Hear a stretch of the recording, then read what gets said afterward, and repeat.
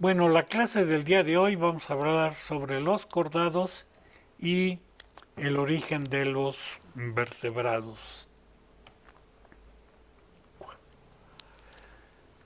Bueno, vimos la clase pasada que los cordados se dividen en dos grandes grupos. Los cordados invertebrados, donde están urocordata y cefalocordata, y los craneados, donde están desde peces hasta aves y mamíferos. Ajá. En los protocordados pues, están los grupos que vimos ayer, pero que vimos la clase pasada. Urocordados y cefalocordados, más algunos ejemplares fósiles de descubrimiento reciente. Ujú. Entonces, con este descubrimiento de estos fósiles, el registro fósil de los procordados, ¿sí?, data de 500 millones de años antes de los craneados o de lo que antes se suponía era el origen de los cordados. ¿Por qué se suponía que 500 millones de años después se originaron los cordados? Porque eran los primeros fósiles que se tenían. Eran un grupo de peces, del cual vamos a hablar más adelante, llamados los ostracodermos, que ya tienen partes duras. Entonces fosilizaron y al datarlos, pues se fijó el origen de los cordados. Los cordados invertebrados, los procordados, como no tenían partes duras o no tienen partes duras, pues fue más difícil que se fosilizaran. Hasta que descubrimientos recientes permitieron encontrar fósiles de estos grupos, aunque no tenían partes duras, ya se han encontrado estos fósiles y el origen se corrió 500 millones de años. Si de casualidad ustedes consultan por ahí algún libro viejo de zoología, por sobre todo la facilidad que están en español, Young, ¿sí?, que habla sobre estructura y función de los vertebrados, la zoología de Rioja, etcétera, que están en español, pues van a ver que el origen de los cordados lo hace referencia a los ostracodermos y está atrasado 500 millones de años con respecto al conocimiento que tenemos en nuestros días. Pero la pregunta que se han hecho ya muchos investigadores y que sigue vigente todavía hasta nuestros días es cuándo y cómo se originaron los cordados. Se han propuesto un montonal de teorías, más de 100, y se han considerado o se han propuesto prácticamente a todos los grupos animales, ¿sí?, planarias, insectos, artrópodos, moluscos, anélidos, etcétera. Todos los autores han propuesto diversos grupos. Ahora, en general, estas teorías las podemos agrupar en dos, y sobre todo las más relevantes, aquellas que centran el origen en las larvas y aquellas que hacen o tratan de determinar el origen a partir de los organismos adultos. Aquí tienen ustedes una gráfica, una escala, ¿sí?, que va desde 1860 hasta el año pasado, hasta el 2020, y todavía hay trabajos en el 21 que están saliendo al respecto del origen de los cordados. Aquí tienen ustedes esta gráfica, tiene que ver con las teorías que se basan en las larvas, que va de aquí para acá, y las teorías que se basan en los adultos, ¿sí? Aquí, como pueden ver, ya se habla de los grupos tunicados, protozoarios, nidarios, ctenóforos, les digo, todos los filoanimales han sido considerados como probable ancestro de los cordados. Y aquí tienen ustedes el número de trabajos que se ha publicado cada año sobre este origen. El primero apareció por ahí de 1860, ajá, y 20 años después aparecieron 55 trabajos. Ajá. Luego, por ahí de la Revolución Mexicana, por ahí de 1910, aparecieron 56 trabajos. Y después, en 1990, aparecieron 57 trabajos. Todos estos trabajos relacionados a partir de la gástrula, ¿sí? Comparando la gástrula de los organismos a nivel de las larvas, cómo se formaba el proceso de gastrulación, etcétera. Con la larva trocófora, como pueden ver ustedes aquí, en 2019 salieron 61 artículos. ¿Cuáles son los grupos o las larvas que han sido, pues, objeto de mayor trabajo, a las que se les considera mayores probabilidades? Pues a la larva dipleurula y a la larva tornaria. Ahorita adelante vamos a ver esto, aunque ustedes ya deberían de conocer más o menos este tipo de larvas. Como ven, en años recientes, a partir del año 2000, han aparecido bastantes trabajos que tienen que ver proponiendo el origen de los cordados a partir de una larva dipleurula o a partir de una larva tornaria. ¿Qué pasa con los adultos? Pues aquí tienen ustedes, ¿sí? A partir de los anélidos, igual se han propuesto al grupo de los anélidos como uno de los principales al respecto del origen de los cordados. Ha habido bastantes trabajos, ¿sí? Desde 1870, como pueden ver, hasta prácticamente la actualidad, 29 trabajos publicados en el 2020 o cercanos al 2020. Es una de las grupos, por decirlo de alguna manera, más socorridos o en los cuales se ha fijado la atención para tratar de encontrar el origen de los cordados. Y el otro gran grupo es el de los enteropneustos. Aquí, como pueden ver, ha habido un auge para considerar a este grupo de organismos que más o menos por ahí del 2018-2016 publicaron 115 trabajos que tratan de establecer el origen de los cordados en los anélidos y en los enteropneustos. Vamos a hablar de los más socorridos.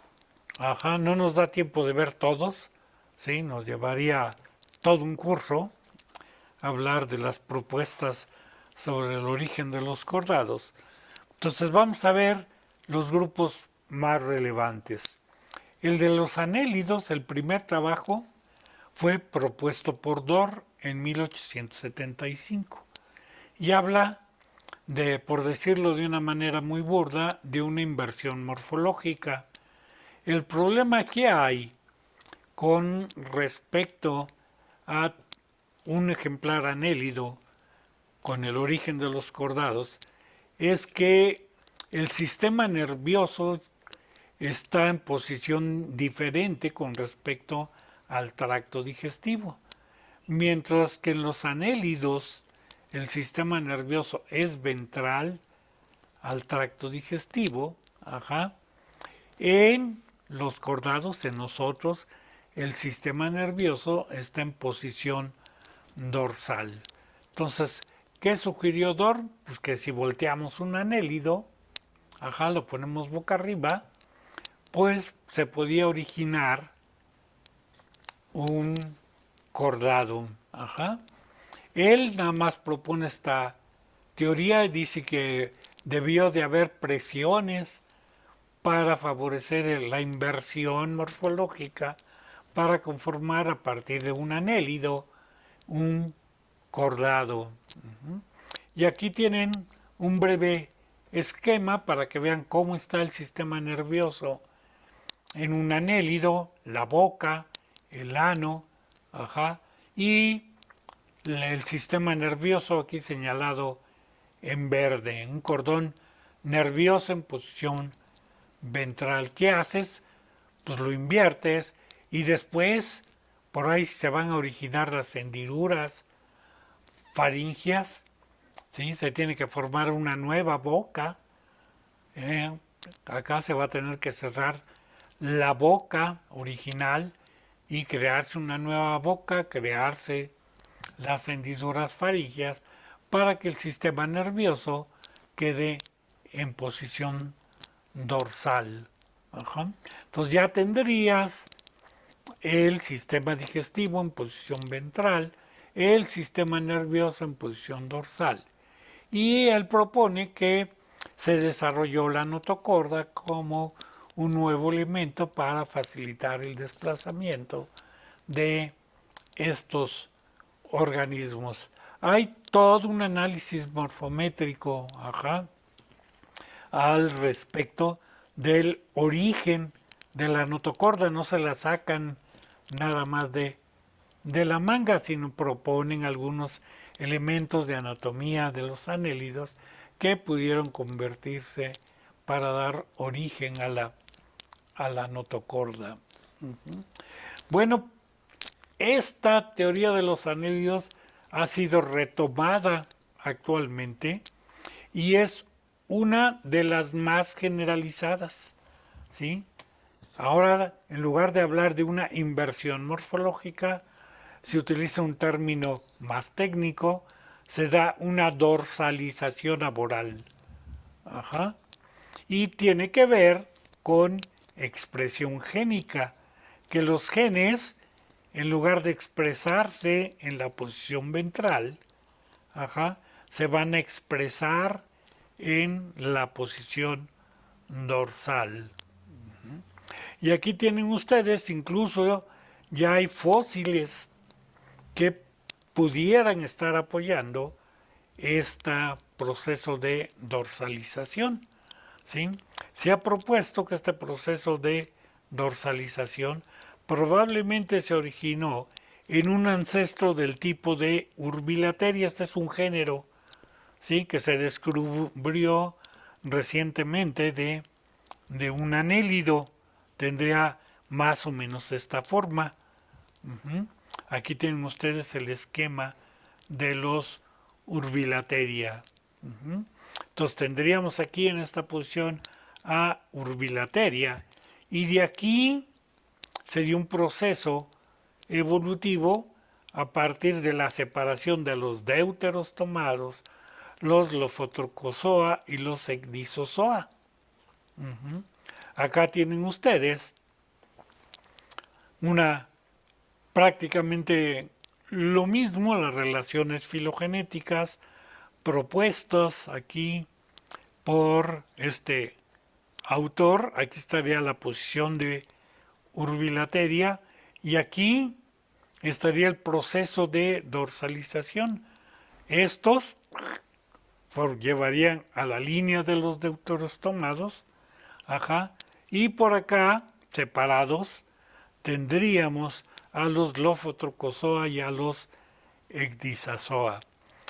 ¿Cuáles géneros son los que se expresan y cómo se expresan?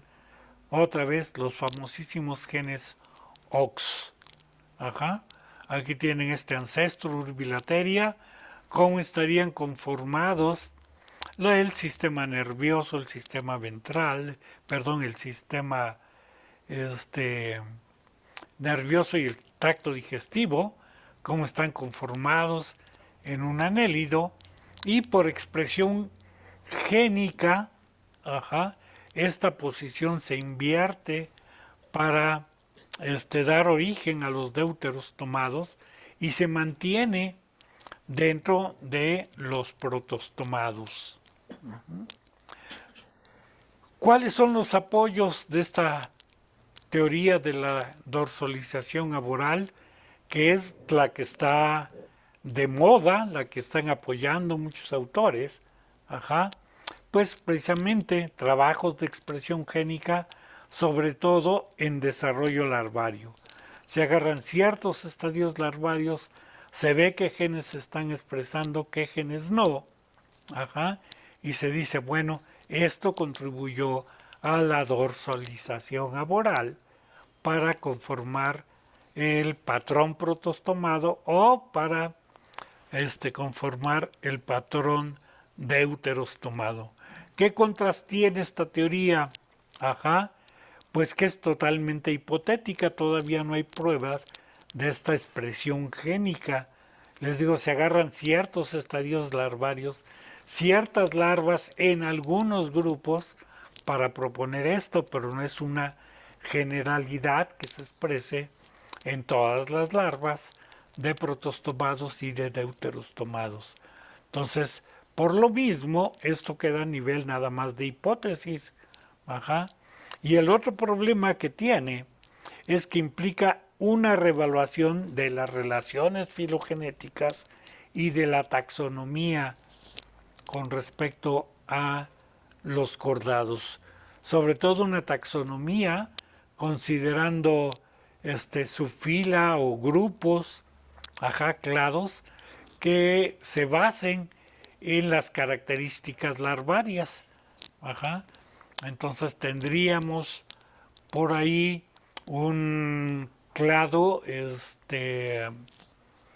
tornario o un clado dipleurulo, etcétera, que agruparía ciertos grupos ahora de los cordados. Es muy difícil correlacionar la taxonomía basada en morfología, en caracteres morfológicos, que ha sido prácticamente la tradicional, conciliarla con los filogramas o los cladogramas que obtienes, sobre todo con genes, ¿sí?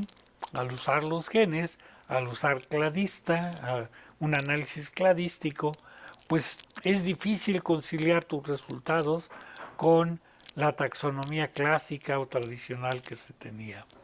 Pero que les quede, ¿sí?, como idea que la dorsalización aboral es la teoría en boga y más aceptada por muchos de los investigadores al respecto del origen de los anélidos. Bueno, aquí vamos a ver algunas teorías basadas en adultos,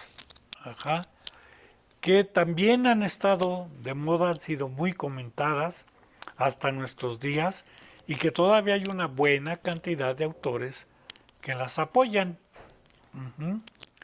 Una de estas teorías es la llamada teoría de Bateson, que fue propuesta en 1894, en este trabajo, que aquí lo tienen ustedes, la cita es un libro, que publicó este autor, un inglés, y que propone que el origen de los cordados se tiene que ver con un ancestro común entre ellos, ¿sí?, entre los cordados y los equinodermos.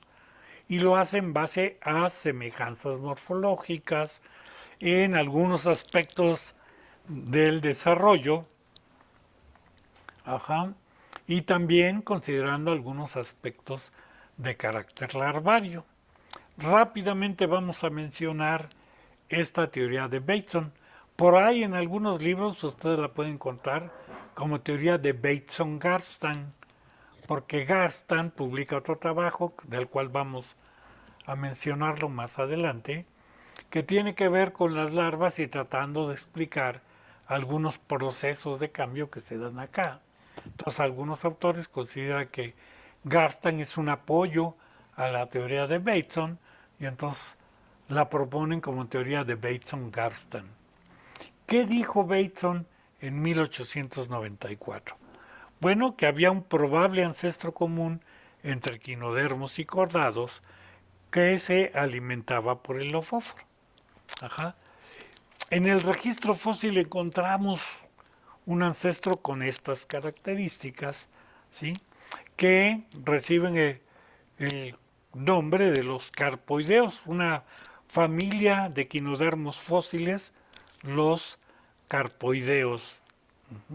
A partir de este probable ancestro común, se originaron los equinodermos primitivos, pero también se originaron un cordado primitivo bastante parecido a los pterobranquios. Ajá. Entonces, este cordado primitivo conserva el lofóforo y las hendiduras bronquiales y pone como ejemplo al género Cephalodiscus de los pterobranquios. ¿Sí? ¿Qué pasa para dar origen a un cordado con los pterobranquios? Bueno, pues el siguiente paso evolutivo correspondería a la pérdida del lofóforo por selección natural. ¿Sí? Aquí tienen ustedes el lofóforo. Si recuerdan, en sus clases de equinodermos, está el grupo de los crinoideos que tienen un gran lofóforo, ¿sí? Muy llamativo, muy atractivo. Pues Bateson dice que para dar origen a los cordados se tuvo que perder el lofóforo por selección natural y para sustituir o para complementar la función que tenía el lofóforo se crearon hendiduras faríngeas, facilitando la alimentación en suspensión. ¿Qué hace el lofóforo? Pues el lofóforo crea corrientes, ¿sí? Como ven, es una especie de penacho que crea corrientes, mueve el agua, hace que el agua se meta hacia el interior de la boca de este organismo y además también, como pueden ver, tiene una especie de cilios en los brazos que van a seleccionar partículas, las van a llevar al centro de cada uno de estos brazos, donde va a haber sustancias mucosas, ¿sí? Células mucosas, a las cuales se van a adherir las partículas en suspensión para ser llevadas hacia la boca. Pero un organismo que la pierde, ¿sí? Tiene que sustituir este mecanismo aumentando las branquias para que este proceso de filtración sea más eficiente. ¿Por qué lo pierde? ¿Cuál es el proceso de selección natural que llevó de aquí a acá?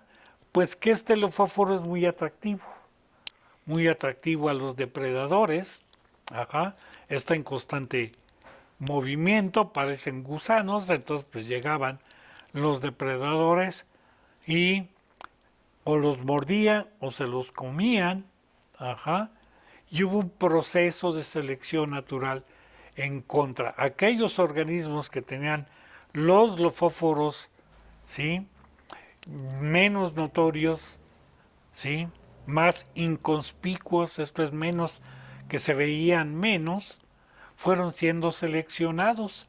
Aquellos que lo tenían más grande, más vistoso, etcétera, se los comieron.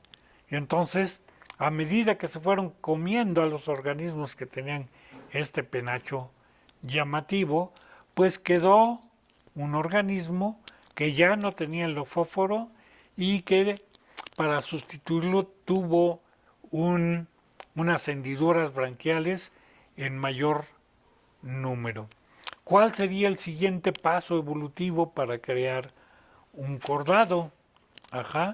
Bueno, pues dice que esta pérdida del lofóforo es equivalente a un tunicado que se alimenta, ¿sí? Por alimentación faríngea, por la cavidad faríngea, todos los estigmas, respiratorios que tiene, pues sería el paso correspondiente a un tunicado.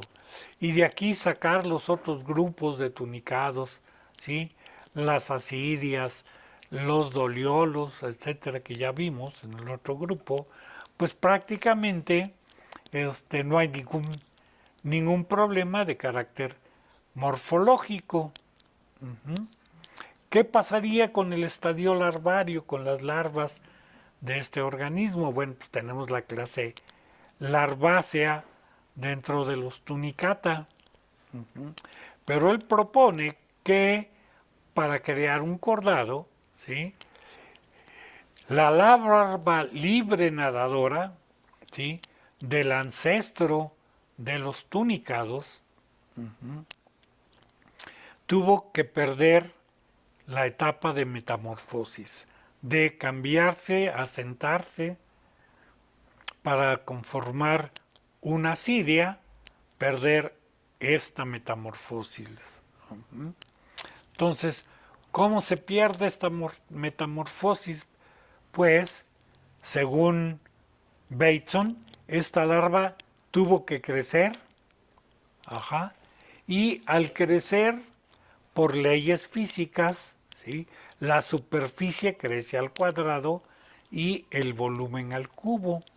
Esto es, el organismo se hace más pesado, más voluminoso y tiene que tener mecanismos alternos para poderse seguir moviendo.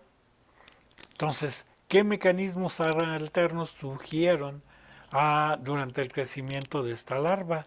Pues las bandas ciliares, ¿sí? Dorsales de una larva, se hicieron sensorias, van a dar origen después al sistema nervioso.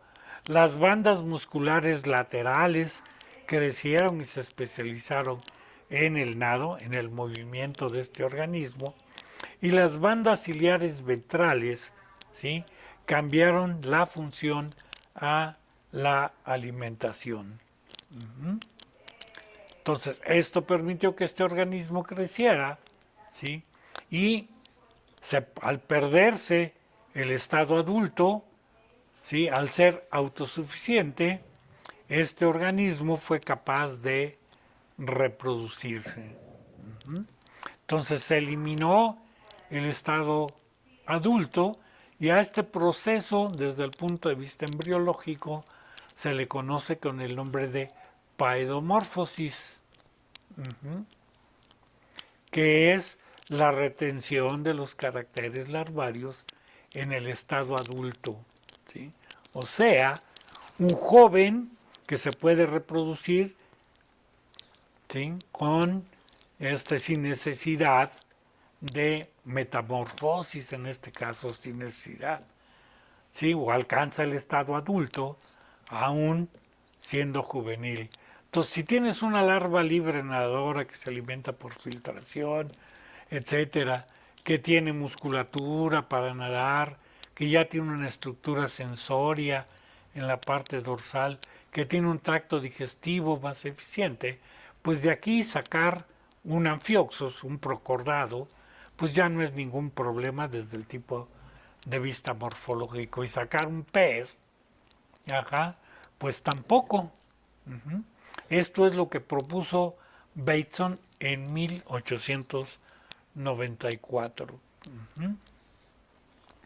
Aquí tienen ustedes, aunando esta propuesta de Bateson, ajá, a los carpoideos como probable ancestro primitivo de todos los cordados y de los equinodermos. Aquí tienen ustedes diversas imágenes de carpoideos. Ajá. Aquí ven ustedes el lofóforo, este es un fósil de carpoideos, este es otro con este penacho llamativo. Y además de aquí, ajá, se pudo haber formado los patrones de los equinodermos sin mayor problema, los crinoideos, los equinoideos, los holoturoideos, etcétera, a partir de este ancestro. Incluso tenemos este organismo del cual vamos a hablar, Yunnanozoon, del cual vamos a hablar más adelante, que algunos autores lo ponen como carpoideo y otros lo ponían como un cordado, ya primitivo. ¿Sí? Hay quien considera esto hendiduras faringias, parte de una notocorda, etcétera. Ujú. El cordado primitivo que conservó el lofóforo está representado, les digo, para Bateson, en los hemicordados, en el grupo de los pterobranquios y en el género Cephalodiscus. Aquí tienen ustedes. Este es un hemicordado, este es Cephalodiscus, ajá, con su lofóforo. Entonces pueden ver sus características, dos pequeñas hendiduras branquiales que al ir perdiendo el lofóforo, pues constituyeron un organismo que fue perdiendo el penacho. Hay dentro de los semicordados, ¿sí? Algunos géneros que pierden el disco, el penacho, o está muy reducido. Entonces, en base a esto, este autor, Bateson, pues, propone que estos podían haber sido los ancestros, los derivados de este ancestro. Ujú. Entonces se pierde el lofóforo por selección natural, ajá, y se pasa a una alimentación faringea como la que tienen las asidias, ¿sí? Aquí tiene el género clavelina, recuerden todo, esta es la asidia, la cavidad faringea, ajá. Todas estas, recuerden, son bandas musculares. Aquí tienen ustedes un taliacio, un tunicato, una salpa, igual ya la vimos la clase pasada, y el grupo de los enteropneustos o hemicordados, los llamados gusanos bellota. Además, estos organismos se les llama hemicordados porque se decía que eran la mitad cordados, tienen una estructura semejante a la notocorda en la región ventral que recibe el nombre de estomocordio. Y por lo mismo, antes, hace bastante tiempo, estaban considerados como cordados. Después se hizo un estudio y se vio que son estructuras diferentes, se parecen, ¿sí? Tienen la misma función pero diferente origen, entonces serían análogas y por lo tanto se sacó a los semicordados de los cordados. Las larvas, aquí tienen ustedes una larva, ajá, de un hemicordado, ¿sí? Aquí tienen ustedes donde está la boca, aquí tienen señaladas las bandas ciliares ventrales que se van a utilizar con fines de alimentación, ajá, las bandas ciliares dorsales que después van a dar origen al sistema nervioso, ¿sí? Y las bandas musculares que, como ya vimos incluso desde las asidias, ajá, van a crecer y se van a desarrollar para hacer más eficiente el movimiento. Y tienen el resto del tracto digestivo, la boca, el esófago, el estómago y el intestino señalado en estos organismos. ¿Cómo se eliminó el estado de la asidia adulta? Les digo, pues esto que corresponde a las larvas que tenemos acá y que vimos la clase pasada, esto se va a perder, este estadio, que como ven es muy semejante a una larva de un cordado primitivo. Esta es la larva Amocetes, ¿sí? Después vamos a hablar de un mixinoideo de este tipo de larvas, que tiene el cordón nervioso, su notocorda, su intestino, el ano, las hendiduras faringeas, la boca, ajá, y tienen ustedes al Amphioxus como resultado de la pérdida de esta eliminación de esta larva del para eliminar el estado adulto y que esta larva pueda crecer para conformar esto y esto o esto y esto. Entonces, el proceso de crecimiento, de desarrollo de las gónadas, de poderse reproducir, es lo que se conoce como paedomorfosis, que es la retención de caracteres larvarios en estado adulto, o lo que es lo mismo, alcanzar la madurez sexual en el estado larvario. Por ahí les recomiendo que busquen en un libro de embriología o váyanse a internet, busquen heterocronía, o sea, los diversos procesos que se dan en el desarrollo de los organismos con el paso del tiempo, con diferenciación en el tiempo. Entonces, uno de estos procesos es la paedomorfosis, que está agrupada dentro de la heterocronía. Y bueno, pues ya sacar de aquí un organismo, ¿sí?, primitivo, filtrador, como Picaya, Gracilins, o como este organismo del cual vamos a hablar más adelante, pues no hay ningún problema. Según Bateson, y les digo, y esta teoría permaneció vigente desde 1800 hasta prácticamente el año 2000, era considerada como la teoría más probable, ¿sí?, para explicar el origen de los cordados. Esta teoría, sí, prevaleció más de 100 años y su éxito se debe a que es un excelente ejercicio de razonamiento morfológico. Compara la morfología de los organismos y propone procesos que pudieron haber afectado para crear la evolución y constituir nuevos estadios.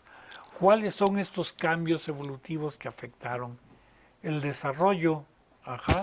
La pérdida del estado adulto, pasar de sésil a la vida libre, ¿sí?, a través de un predominio del estado larvario, que pueda crecer y desarrollarse esta larva, que perdure más en el tiempo. La paedomorfosis, la retención de los caracteres juveniles en el estado adulto. No obstante que es un eficiente ejercicio, un excelente ejercicio de razonamiento, había varias críticas a esta teoría. El intestino de los tunicados no es homólogo con el de cefalocordados y el de vertebrados, tienen un origen embrionario diferente.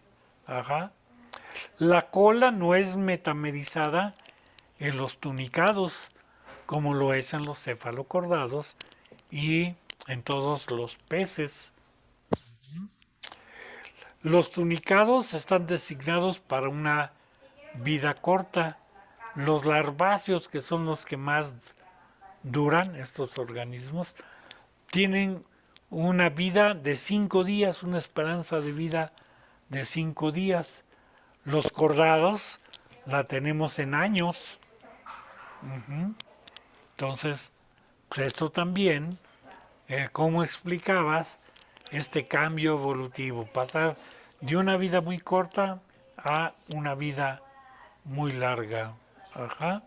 Y el cuestionamiento de los carpoideos, que ahora se sabe que está muy cerca de los equinodermos, pero bastante lejos de los cordados.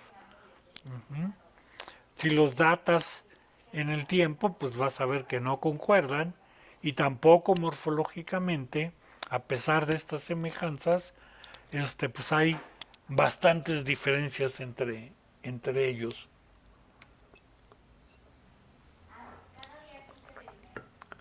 Además tenemos cuáles fueron las presiones de selección que operaron para que hubieran estos cambios corporales. Ajá. Pues el incremento de la talla, la relación superficie-volumen, afecta a la locomoción.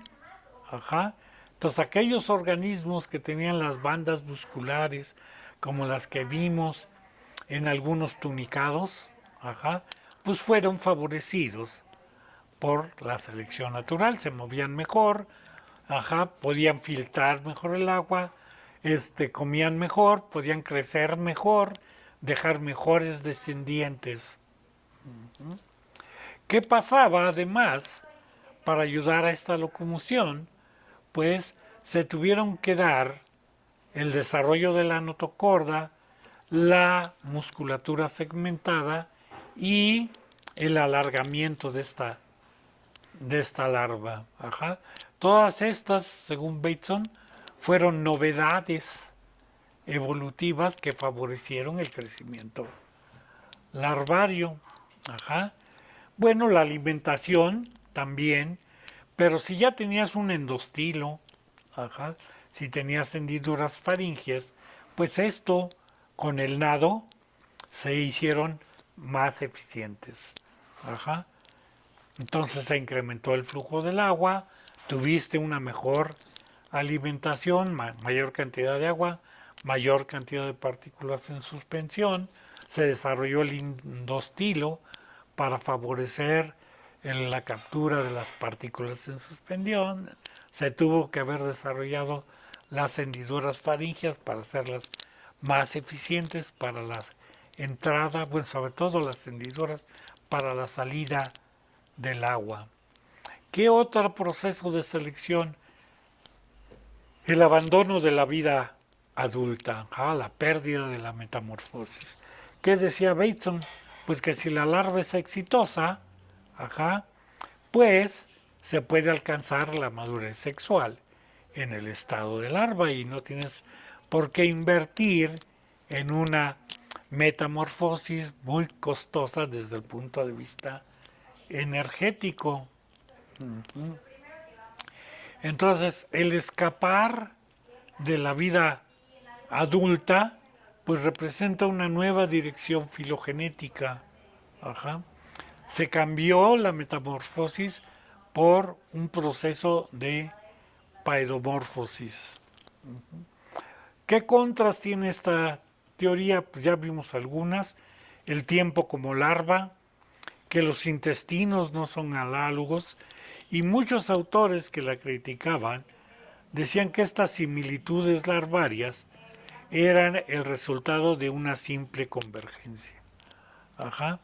Tú tienes una larva de un equinodermo que es acuática y que se tiene que mover y que está ciliada, se tiene que parecer a la larva de un hemicordado. Ajá. Porque están en el plancton, tiene que capturar el alimento, más o menos de la misma manera. Entonces esta sería una convergencia adaptativa más que un proceso de evolución. ¿Sí? Las larvas se parecen porque son planctónicas, tienen que alimentarse, etcétera, pero no porque tengan una estrecha relación evolutiva.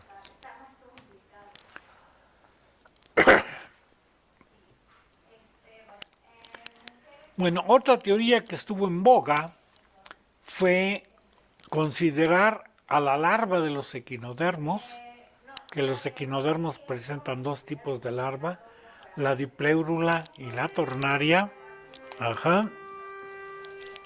como organismos, como ancestros de los cordados. Entonces, tenemos que esta teoría fue propuesta por Garstan en 1928 y apoyada por él mismo en 1929. Aquí tienen ustedes los dos trabajos. Permítanme tantito, pero tengo que contestar una llamada telefónica urgente. Permítanme.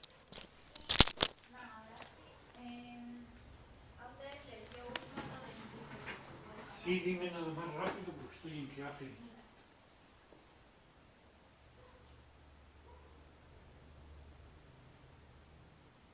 Ok, entonces al rato te marco yo a las 2.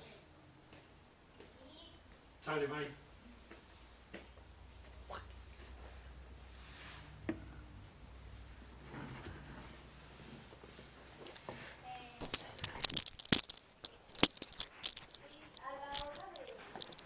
Perdón, pero me estaban marcando con urgencia de manera muy insistente. Bueno, continuamos con la teoría de Garstan. Ajá, les digo, publicada en 1928 y 29 por este autor. Y él decía que la larva de los equinodermos tiene todas las características que se encuentran en los cordados. Ajá. Que los caracteres de los cordados primitivos primero aparecen en la larva de los equinodermos. La larva tornaria de los semicordados, ¿sí? Recuerden que antes, en este tiempo, los semicordados estaban metidos dentro de los cordados. Pues, les digo, comparten muchas características entre equinodermos y cordados. Y aquí están marcadas, según Garstan, ¿sí? La banda circumoral, marcada aquí en rojo, ajá, migra a la parte dorsal, aquí está en la parte ventral, acá está en la parte dorsal, y forma un protocordón nervioso, ¿sí? Esta larva ciliada pues, es básicamente de carácter sensoria para seleccionar partículas, pues migra a la parte dorsal para convertirse en el sistema nervioso dorsal. ¿Sí? La banda ciliada adoral, pues más cercana a la boca, ajá, crece para formar un protoendostilo. Ajá, aquí tienen ustedes el endostilo. ¿Sí? Este órgano secretor de mucus para la captura del alimento. Y que el alargamiento de la larva, ajá, va a dar origen a la cola posanal. Aquí tienen ustedes la región de la cola de la larva, pues esta simplemente se va a elongar, va a crecer para dar origen al cordado y que después van a actuar presiones de selección para que se formen las hendiduras faringias y sea más eficiente el proceso de circulación del agua y la notocorda para ayudar a que este organismo crezca y se mueva.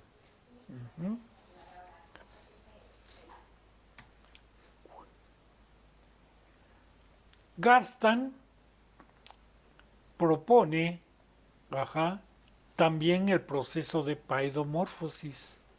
Por eso les mencionaba que pueden encontrar Bateson-Garstan como una de las teorías, ajá, y que el adulto de una especie va a mantener ciertas características juveniles, va a alcanzar la madurez sexual.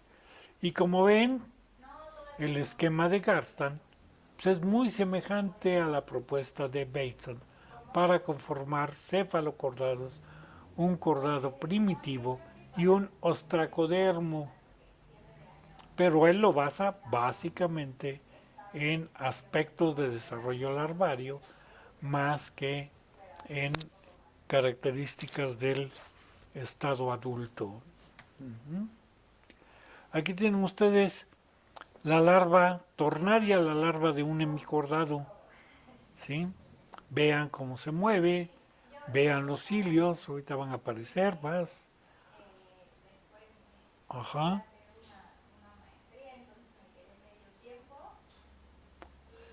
Lo que ven fluorescente es la parte del estómago. Ajá. Le dieron bacterias fluorescentes para observar bien el estómago en estos organismos y vean cómo empieza el proceso de metamorfosis, para conformar un, un hemicordado, un balanoglossus, del cual vamos a hablar más adelante. Se crecen para favorecer el movimiento con una estructura muscular para ayudarles a desarrollarse. Hubo otra teoría, aunque esta tuvo menos auge, la teoría de Malcolm Joly.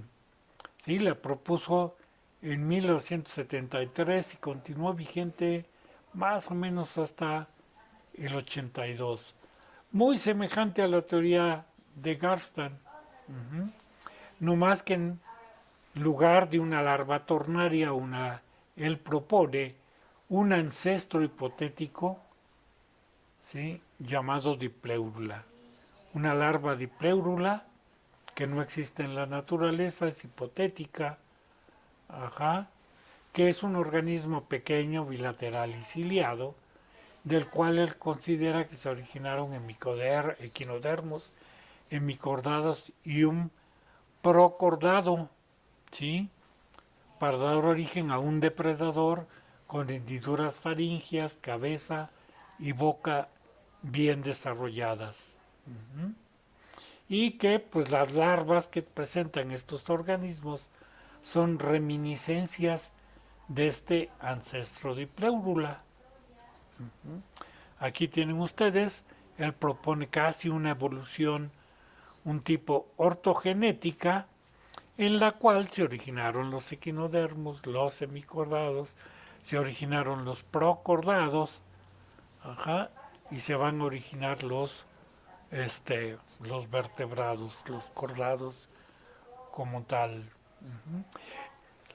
Lo más relevante de esta teoría de Malcolm Joly es que él habla de dos grupos con regresión a la alimentación por filtración, que corresponde a los cefalocordados y a los urocordados. Entonces, esta larva dipleurula, les digo, la considera ya depredadora, con hendiduras faringias y cabeza y boca bien desarrollada, como está un tanto aquí, más o menos. Pero estos grupos van a tender a la alimentación por suspensión de partículas en suspensión. Y otro grupo que va a evolucionar hacia los depredadores activos, como son la gran mayoría de los cordados. Esta teoría no tiene ningún tipo de apoyo, ni fósil, ni de carácter que podríamos decir morfológico, pero influyó en el pensamiento que va a dar origen a las teorías más relevantes de los cordados, al proponer estos dos caminos evolutivos, ¿sí? Incluso un grupo que puede regresar hacia la vida sésil, filtrador, un grupo activo que puede continuar como filtrador, pero ya libre nadador, y un depredador activo que va a influir en las teorías subsiguientes que se proponen a partir de la publicación de su teoría de pensamiento. Aquí tienen el trabajo, ¿sí?, propuesto en 1973, como les digo.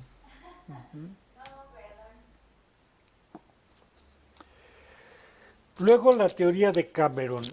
La teoría de Cameron es la otra teoría vigente en la actualidad.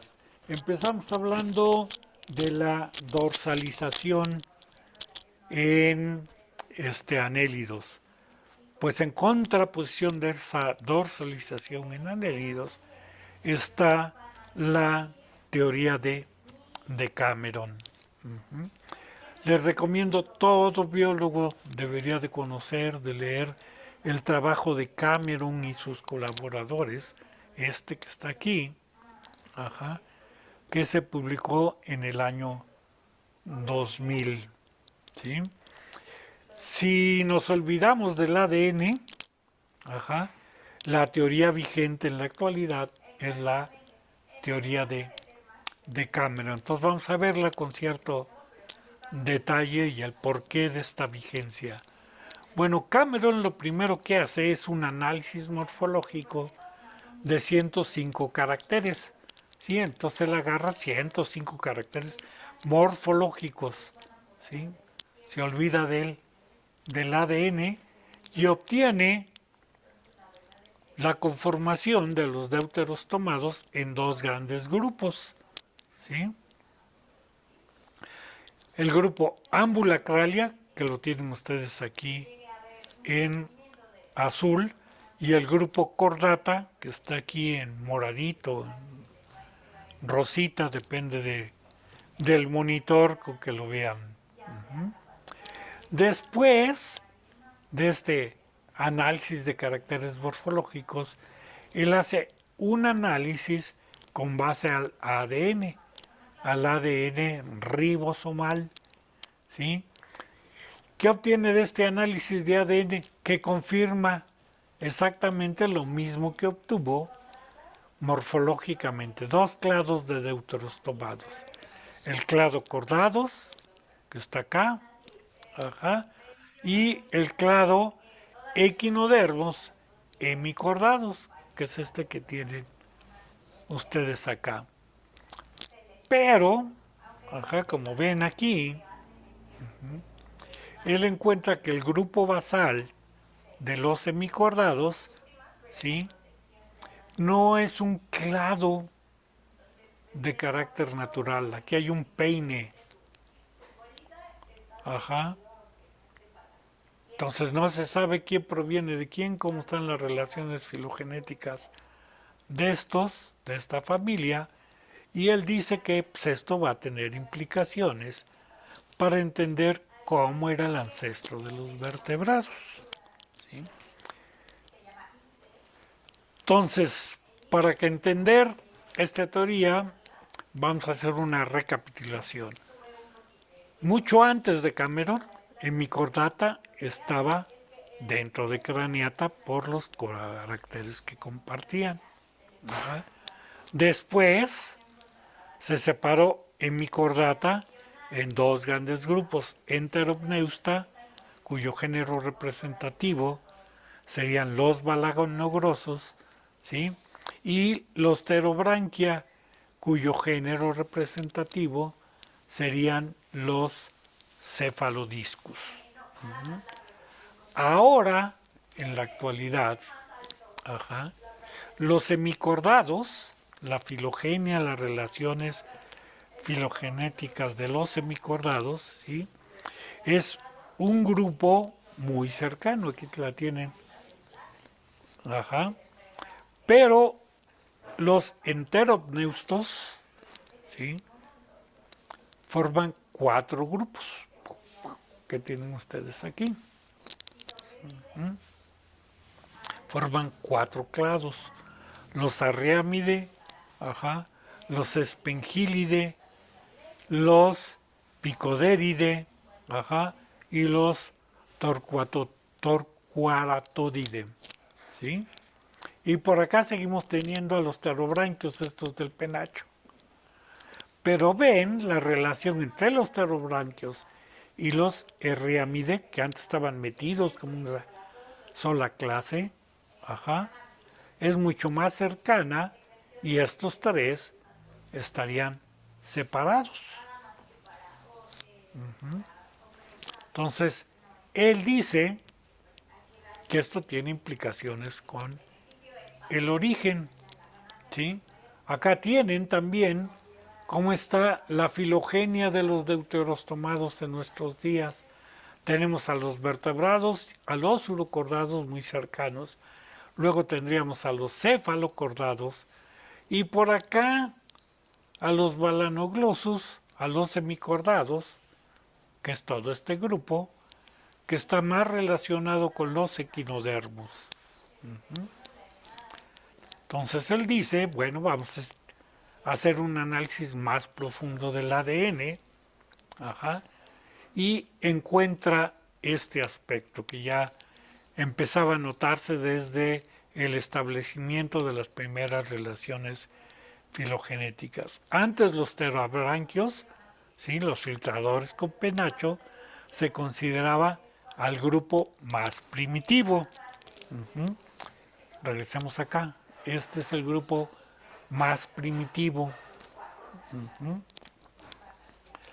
Ahora, ¿sí?, los enteropneustos, un gusano móvil, ¿sí?, sería el grupo basal de los hemicordados. Sería el grupo más primitivo. Aquí tienen ustedes los enteropneustos. Dos ramificaciones de enteropneusta y enteropneusta. Y los pterobranquios metidos dentro de los enteropneustos. Entonces los más primitivos, acá está la unión, son los enteropneustos que están aquí en moradito. Y avanzados surgieron a partir de un grupo de enteropneustos, tendríamos a los pterobranquios. Entonces él dice que es probable que el ancestro de los deuteros tomados, incluyendo los cordados, fuera un gusano móvil en vez de un organismo sésil, ¿sí?, con penacho, como lo propuso Bateson desde hace un montonal de años.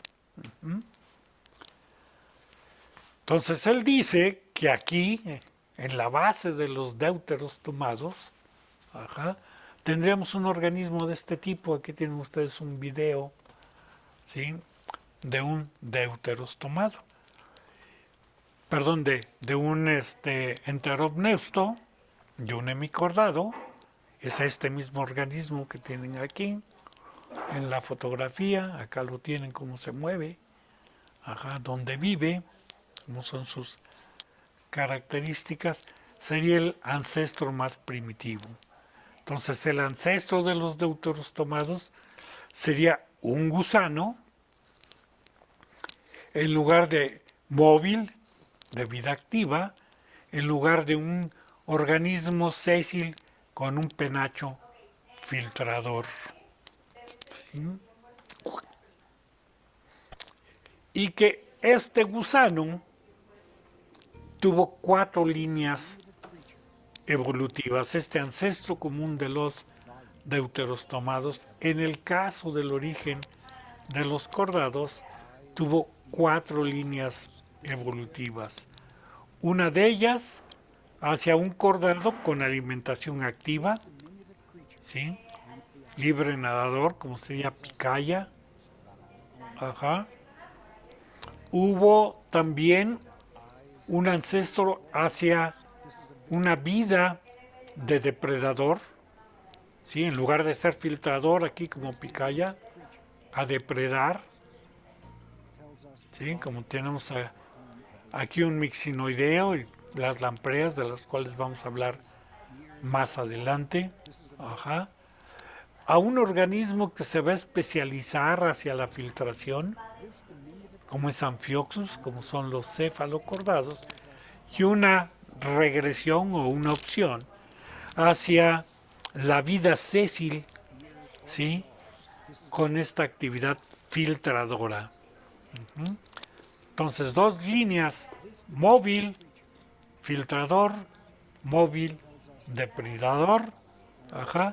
2 líneas, ¿sí?, hacia la selección o especialización a la filtración con movimiento activo, y otro también con una especialización hacia la filtración, pero sésil, con larva libre nadadora, como son los urocordados. Esta teoría, les digo, todavía está vigente. Muchos autores que no les gusta la propuesta basada en ADN por ser hipotética, porque no se pueden hacer correlaciones o generalizaciones con todo el resto de los cordados, pues prefiere considerar, ajá, a esta teoría como la más plausible para explicar el origen de los cordados. Entonces, volviendo para que entiendan un poco desde el inicio cómo estaba, por qué 550 millones de años antes, ajá, cuando solo se tenían a los ostracodermos, los fósiles de ostracodermos, pues se hablaba de un origen más o menos a este nivel, ¿sí? de, de los cordados. Ajá. Cuando aparecen los fósiles, de los cuales vamos a hablar la próxima clase, vamos a ver que el plan corporal de los cordados, de acuerdo con la teoría de Bateson-Garsten o de acuerdo con la teoría de inversión basada en anélidos, los cordados se van a establecer también en el Cámbrico. Acá, cuando se da la explosión del Cámbrico. Aquí tienen ustedes esta línea que marca, ¿sí?, hace 505 millones de años, ¿sí?, en Burger Shale, que es una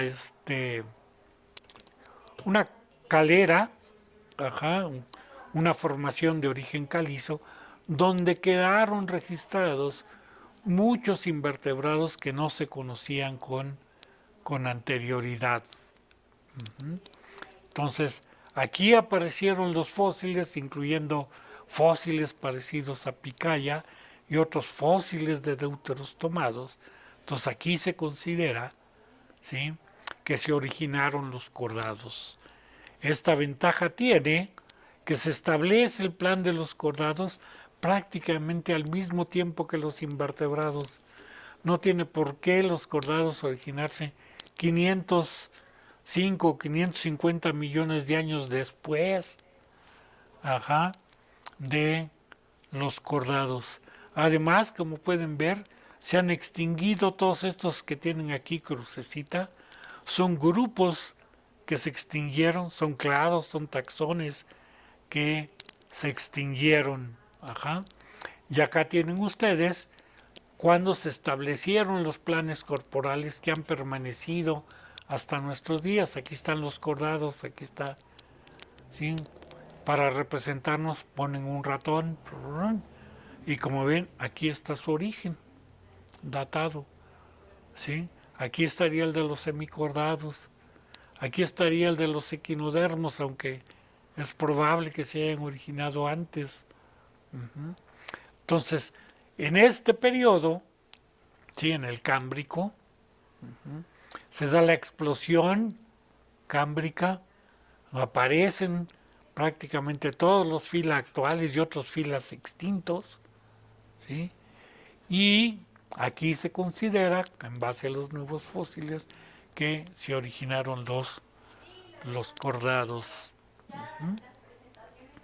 Entonces tendríamos que el clado cordado surge dentro de la radiación de los deuteros tomados en el Cámbrico, ajá, y que los cordados evolucionan de un ancestro común, deuteros tomado, equinodermo, cordado.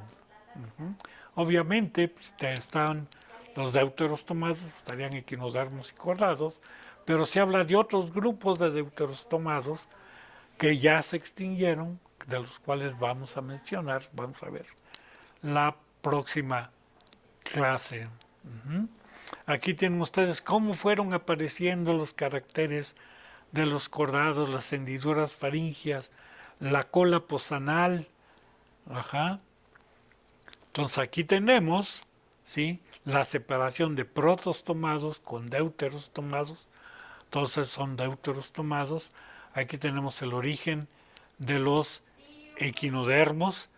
Antes del origen de equinodermos ya aparecieron las hendiduras faringias el cordón nervioso dorsal, el endostilo, ujú, pero esto lo van a perder los equinodermos.